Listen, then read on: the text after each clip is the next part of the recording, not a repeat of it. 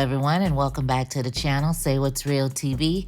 This review is for Tyler Perry's Sistas, Season 5, Episode 16, Picture Perfect.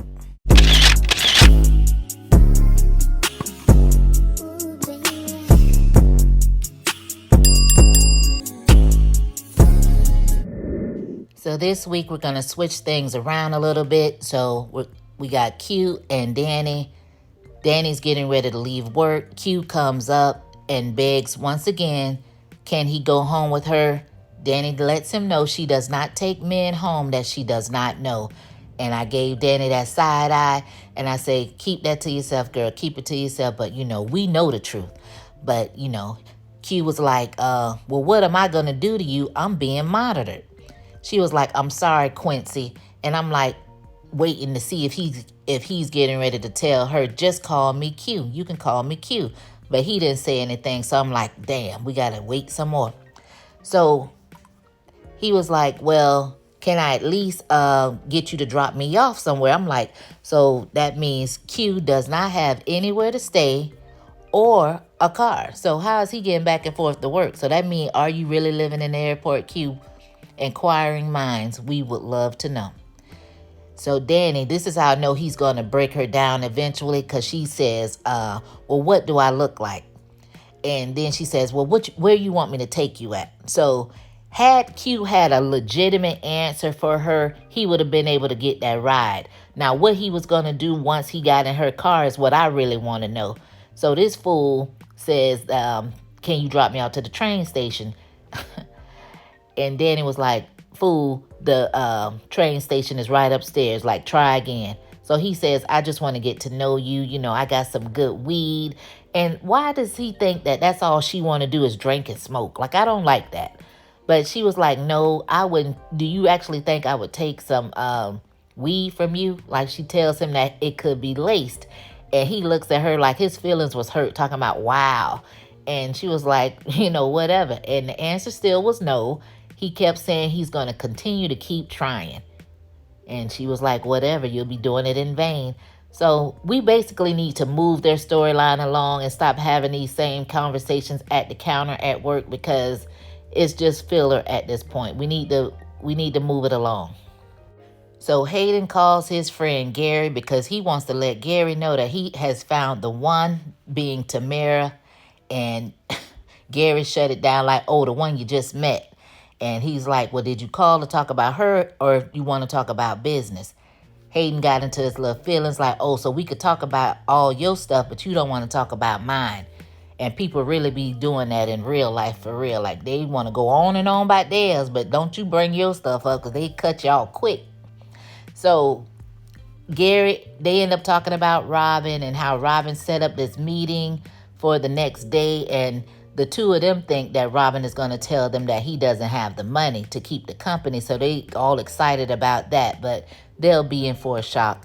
So then they get into this little back and forth banner about who they think is jealous and who is not. Because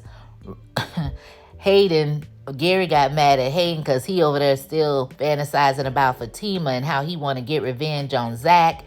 And he's telling him it's a shame for him to be acting jealous like that. And Hayden basically told him, look, we two peas in a pod. You doing basically the same thing I'm doing.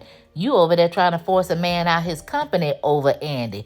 And Gary claims they're not the same. Like, he's trying to level up like it has nothing to do with Andy. When if it didn't have anything to do with Andy, why did you have your whole telescope and all this different stuff set up and you actually sat there and watched the two of them have sex through the telescope? Child, Hayden had done made Gary mad and he told him he had to get off the phone.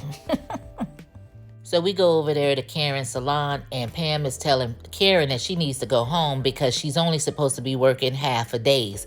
Karen, being stubborn, tells her she's just fine and she's not going home. Pam threatens to call Mama Lisa and in walks Aaron, telling Pam that won't be necessary, I guess, because he got this. Those two have their little usual banter that they have, and he basically lets Karen know that he's there to take her out to dinner. Anywhere she wants to go, that's where they will go. He wants to get her out the house because he thinks that she was cooped up in the apartment for a while. And I could have sworn she was only in there a day before begging to get out. But hey, I don't know. So Karen, she agrees to go and says, let her go get something out of her office. So she goes to the back and she calls Andy to tell Andy that Zach dropped the papers off and she wanted her to go ahead and look at them. And the two of them agreed that once she comes from dinner with Aaron, she'll meet up with Andy at her place at 9 o'clock. So Sabrina, she makes it over there to Andy's job and she sees Fatima up by the receptionist area. So she asks her, has she seen her? Fatima tells her she's getting ready to talk to one of her bosses and that she can wait in her office until they're done. So over in Andy's office, Robin, he walks in and he basically wants to let her know that he used the number to the long shot that she gave him last week. Andy wanted to know, well, when are they going to give you the money? And he let her know that they have already wired it. He wants 20%, not doing any contracts, basically going to be looking for his bread. So I hope nothing happens to Robin. That's, he over here getting money from loan sharks and stuff. So we have to keep our good eye on that. So he tells her that he set up a meeting with Hayden and Gary, and he can't wait to see the look on their faces when they find out that he put the money up for the company. And those two go back and forth with their little cute banner or whatever, but then he goes and asks Andy out for a date, and she turns him down. Like, all the men are getting turned down. They're getting used and turned down. Used and turned the hell down. I'm like, Robin, you need to find you a woman, because it's not like you can't get a woman. That's the crazy part about it. He wants to know, does she miss him? She tells him no, but then hides behind a joke. Like, girl, you was not joking. And he brings up Gary, and she was like, we're not together, but he's around. Robin, just move the hell on, okay? So she tells him she got to get back to work, but then Fatima knocks on the door. After turning Robin down yet again for another date, she had the audacity to still ask him, what about Maurice Webb? So he looks at her and tells her he has to wait for the judge to call him back. So Robin leaves and in walks his 1.5 that he helped get out of jail. And I wasn't even sure if Sabrina even said hello. As soon as Sabrina get in the office, her and Andy get to hugging and carrying on like they Nettie and Silly from The Color Purple. I'm like, y'all acting like y'all haven't seen each other in months of Sundays. Didn't you just see each other the other day? She done put lipstick all on the girl's forehead and all. I'm like, they are crazy. So the two of them sit down and they start talking about Maurice. Sabrina lets Andy know that she told Maurice to call her, I guess, while she was there. And Andy was like, well, there's nothing I can really do right now, but I guess I don't have a choice. So Sabrina goes into this little thing where she says she doesn't want him to do anything stupid. And Calvin was alluding to the same thing a couple of weeks back. They make it seem as if Maurice is going to do something to himself if he does not get out soon. So I don't know if something's going to happen to him or they just talking. I don't know. So we have to keep our good eye on that part. So Maurice calls. So they're trying to talk to him and he's talking all crazy and reckless. And Andy, she's not used to all of that. So she's looking like, whoa, like what is this foolishness? So she's trying to have a conversation with him and be nice and let him know, she's doing what she can and telling him about the Bell's bondsman and all of that. And he over there talking about what somebody better do. They need to hurry up and nobody's doing nothing for him. And that idea is stupid and all different kind of stuff with a major attitude. Major attitude. Sabrina, she over there whispering, barely could hear her talk about Maurice, they're trying to do the best they can. I'm like, Sabrina, just stop it. Just stop. So Andy done got fed the hell up. And Sabrina the whole time, Andy, like trying to stop her. Andy was like, no, this needs to be said. So she tells Maurice, look, I'm doing this because I care about Sabrina and Sabrina cares about you. You're not my friend. She's my friend. So to be clear, I don't have to do a damn thing. So all this what I better do, that ain't it. This ain't where it's at, partner. Because you could lose the attitude. Lose the attitude, player. She didn't say all that, but y'all, y'all get it. So Maurice gets humbled real quick like. So he's like, I'm sorry. I just get real frustrated. That's fine. We understand that, Maurice, but at the same time, you need help. Why are you acting entitled? You don't even know Andy. You don't know her. So why would you act like somebody better do something for you? Like, no, sir. No, sir. Now, I'm normally lighting into Andy's behind, but tonight on this episode, she did a good job putting her foot down when it came to telling Maurice what he needed to hear, because that was just getting out of control. So good job with that, Andy. So Maurice changed up his whole tone in his voice and his attitude and started apologizing and telling Andy thank you. And Sabrina did tell him that they were going to do whatever they can do to try to get him out of there. And she told him to call him later. He said he will if he can. So after they hang up with Maurice, Sabrina was like, did you have to do all of that? And Andy was like, yes, I did, because he needed to know the truth. And she had to tell Sabrina, look, I have been doing a lot of favors and they have been expensive favors. And I don't need all that attitude from him. So Sabrina act like she understood all of that. And then she goes right back to asking Andy, well, what about his bail? Do you think he could get the bail? Andy, you could tell, had to count to 10 real quick in her head. Like, is she just going to turn right around and ask me about bail? That's the look she gave with a pause, like she had to breathe in, breathe out method, She said, look, Sabrina, do you know how much your bail was? Of course, she had no idea, right? So she said it was millions. 3 to be exact. It was millions. And Sabrina looking around like, what? Like, oh my God. Like, how did you... Andy was like, look, I gave up all that I had. And to think of it, Andy never even gave it a second thought when she gave up her money.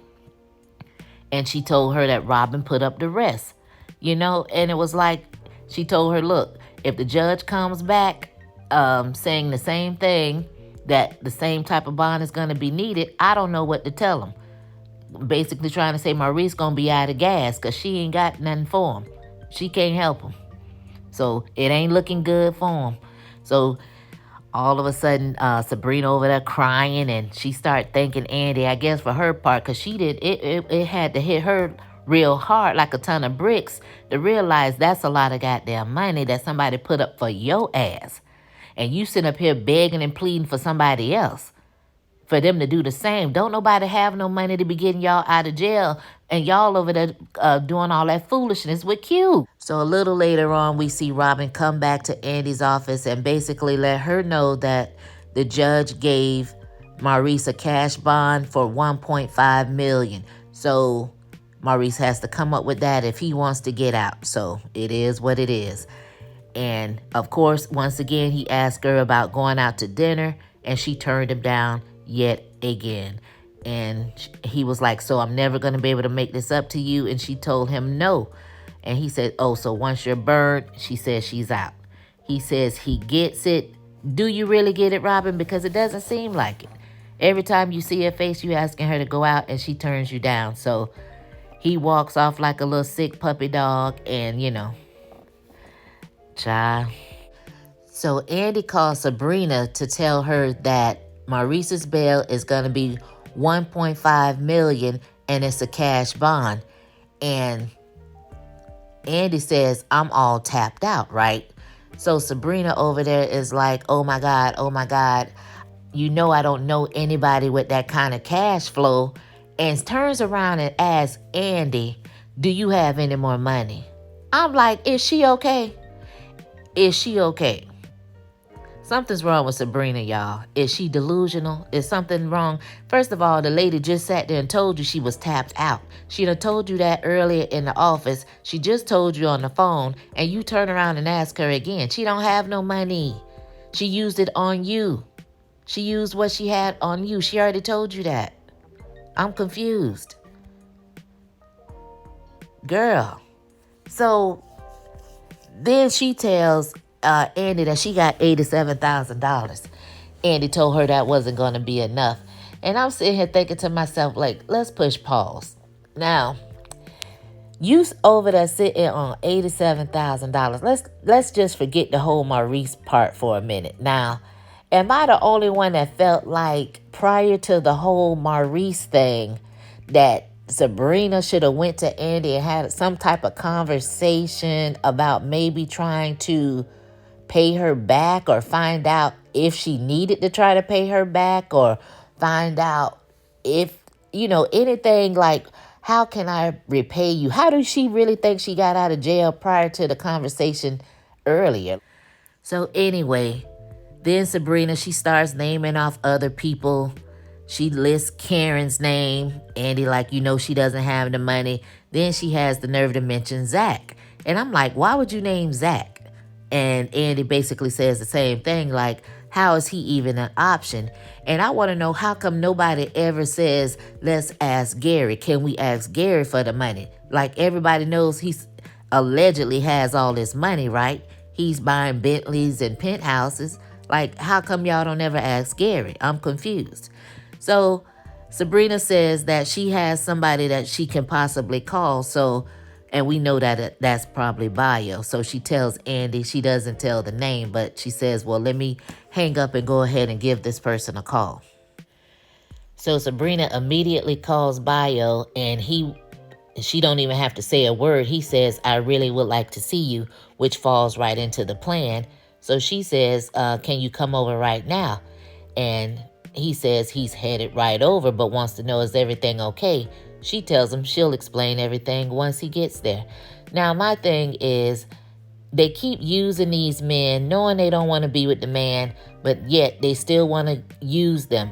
And to be honest, I really hope that Bio says no. I really do. I don't want him to give Sabrina the money, just for the simple fact that is not realistic. You just can't ask everybody walk in their mama for $1.5 million to get somebody out of jail. They don't even know who the hell they getting out of jail. That junk is not realistic. It's not. And I hope he says no. But yes, I do want Maurice out, but I'm just saying, just the principle of it all, I want him to say no, because you just call somebody out the blue and invite them over to your house and say, oh, by the way, can I get 1.5 million for my friend? Like, girl, no. Andy tried that with Robin and it worked. So you trying to say all the men gonna say yes to that crap? No, I think Maurice will get out of jail, but it'll probably be on a technicality, and all the charges will be dropped at a later time. But he gonna sit there for a minute, because I don't think he getting out on no bail. So the prosecutor, he goes to see Maurice, and he lets Maurice know that he has a bond. So Maurice was like, well, get me out this bitch. And he was like, it's $1.5 million. And Maurice looked like he saw a ghost. He had to repeat it like 1.5 million, like, oh my God.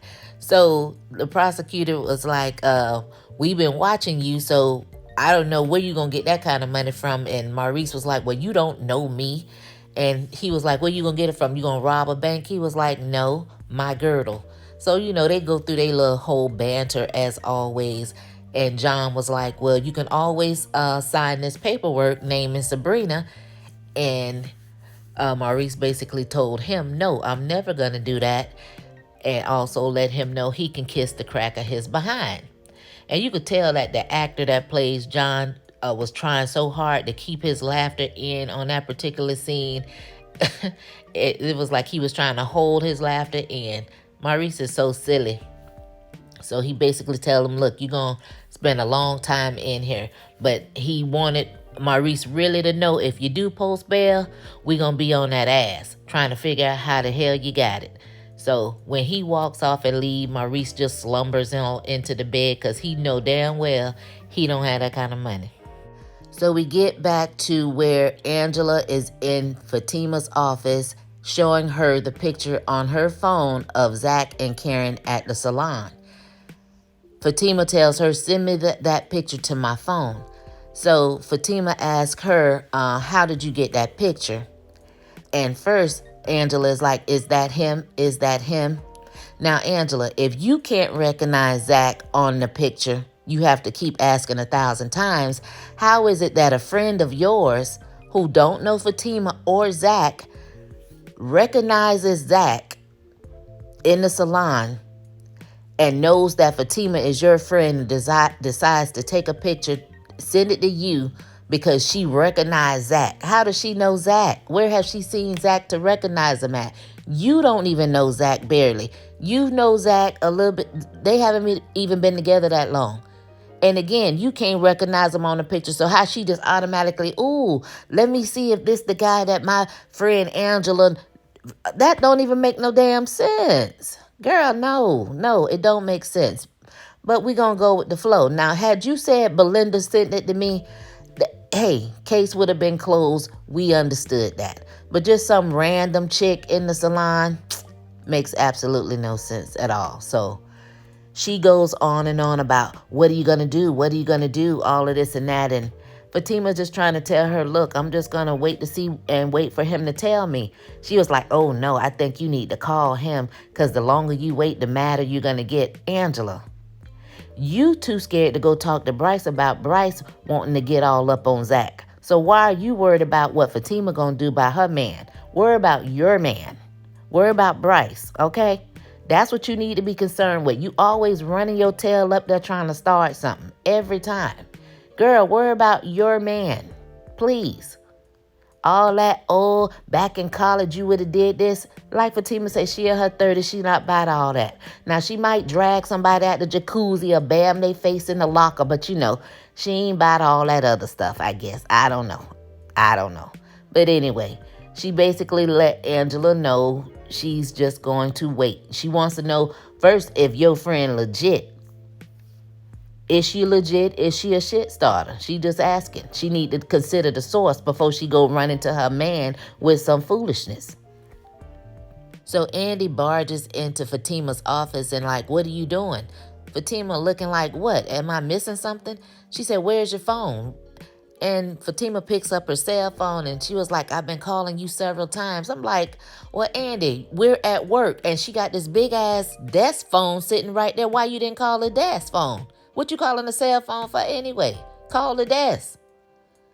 So Fatima like, yeah, what's up? So she talk about, well, what's wrong with you? What's wrong with you? I know you. Like, Andy swear her and Fatima grew up together or something. How do you know her?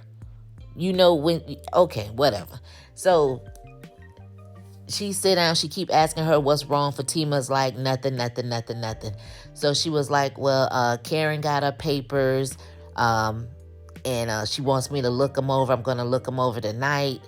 And, you know, she's still asking Fatima what's wrong. So Fatima, oh, well, if I tell you, you got to promise not to say anything to anybody. I'm like, girl. So she ends up showing Andy the picture from the salon of the two of them together. And Andy does the same thing Angela did and said, oh, it's an old picture. Like, why do they think it's an old picture? What does that mean? I don't understand. So, no, it's not the old picture. So she tells her, no, he had that on today. So she's just trying to come up with some type of excuse to what may have happened. Like, well, did you talk to him? She's like, no, she didn't talk to him. Everybody's telling her she needs to talk to her man. You have to be able to communicate. She keeps saying, I want him to tell me. And what's really making her mad, she says, is the fact that Zach has not called or texted her all day long, and she thinks that it's because he's feeling guilty. So Andy says, well, first of all, who took the picture? And Fatima was like, well, I've already tried to narrow all that down, and it's not Karen from what I know of. And Andy says, well, she wouldn't do anything like that. I've known her for years. She doesn't play those type of games. My thing is, one thing you have to learn in life, never say what somebody else will or won't do, because they will have you looking like a damn fool. Now, I'm not saying Karen did anything or not. I'm just saying, as far as Andy goes, never say what somebody will and won't do, because you just never know.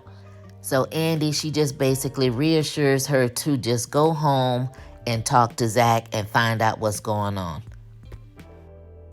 So later on, we see Fatima. She makes it home. She's outside sitting in the driveway contemplating going in the house. So Angela, with her nosy ass, calls, pretending like she's checking on Fatima, but just really being nosy as hell. So they go back and forth for a little minute with these one word. Are you sure? You want me to come over? No, I'm good. No, you're not. Okay, whatever. So she wants to know, does she want to go get drinks before she goes out in the house? Like, why would she want to go get some drinks? I'm trying to see what the hell going on in this house. Girl, I don't need you to come over. I don't want to go get no drinks. I don't want to do any of that. So basically, the point of their conversation, all I got out of that was when Fatima asked her, do you think Karen put the girl up to taking a picture? Angela said no, the girl has never been in the salon before and she wasn't even in Karen's chair. Okay, so fine. Fatima basically told her, I'll call you, once everything is done. So she finally goes inside the house. Zach, he looks like he's in there cooking or cleaning or something. And he's all happy-go-lucky. He's like, oh, hey. She's like, hey, giving him that icy cold stare. And he was like, you all right? He tries to kiss her. She's still looking at him all crazy and turns her head like, don't be kissing on me. Had your lips all up on your baby mama. So he's like, how was your day? She was like, fine. It was a long day. She told him it was a long day about 10 times. He was like, yeah, his day was all right. He did a little running around, gave her the rundown all about Karen and Andy looking over the papers and all of that. He told her that he didn't get a chance to speak with Heather because he called and called the call. She didn't answer. He figured she'll be working at the strip club later on and he was just going to stop by. Wanted to know if Fatima was going to go with him. But she was like, no. He said, oh, so you just going to let me go to the strip club by myself? Fatima said, do you, baby, do you. He's like, you all right? You good? She said, yeah, it's just been a long day. And he's like, well, what's up? Where's my love, my hug, my kisses, and all of that? Like, she said, where it always is. And she said, let me ask you something. What the F is this? She holds the picture up of him and Karen, and he is shaking in his boots like, what the hell? And the episode ends there. Do you guys think we will ever find out who really took the picture of Karen and Zach in that salon? Inquiring minds will love to know. As always, thank you guys for watching. Thanks for listening, and I'll catch you on the next one. Peace.